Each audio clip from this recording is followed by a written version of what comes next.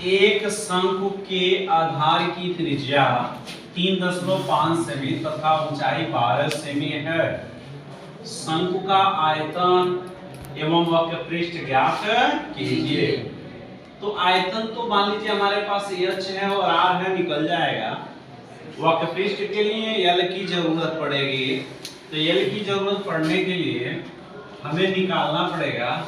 यहाँ r का मान दिया है 3.5 और दशमलव बड़ा परेशान कर रहा है, तो इसको क्या करो 35/10 लिख सकते हो। Yes sir. और यहाँ आ जाएगा 5 से 35, 5 दूना 10, यहाँ 7 क्या हो जाएगा 2। यहाँ देखो क्या होता है 10 को नीचे 1 लिखा जाता है और जितनी संख्या रहती है वो 0 बढ़ाते हैं, तो 10 वही जा रहा है। वही अंश और हर में क्या हो गया, गुणा हो गया। अब यहाँ देखो h का मान क्या है, यहाँ पे 12 सेमी है ना।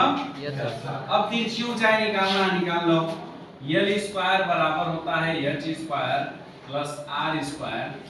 l स्क्वायर और h का मान हो गया 12 का स्क्वायर और यह r का मान क्या हो गया 7/2 का स्क्वायर।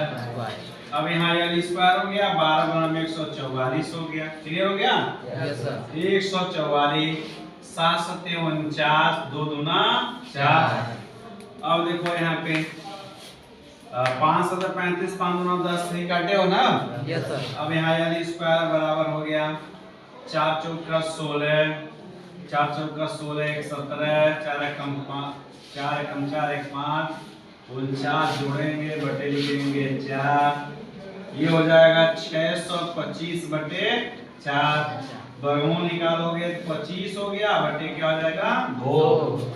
अब क्या क्या निकालना है, पहला कह रहा है आयतन, किसका आयतन, शंकु का आयतन।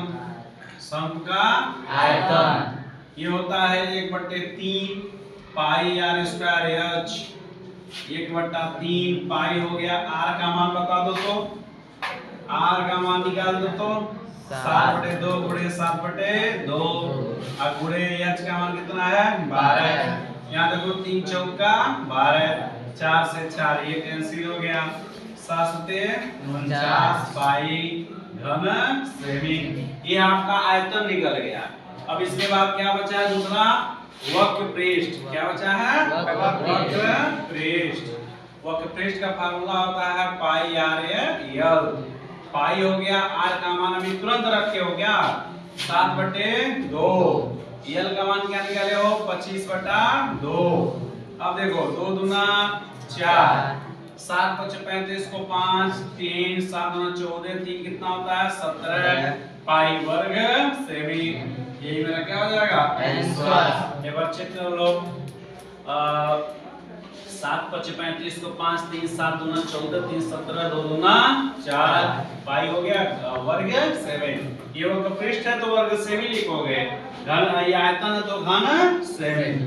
समझ में आया। Yes sir.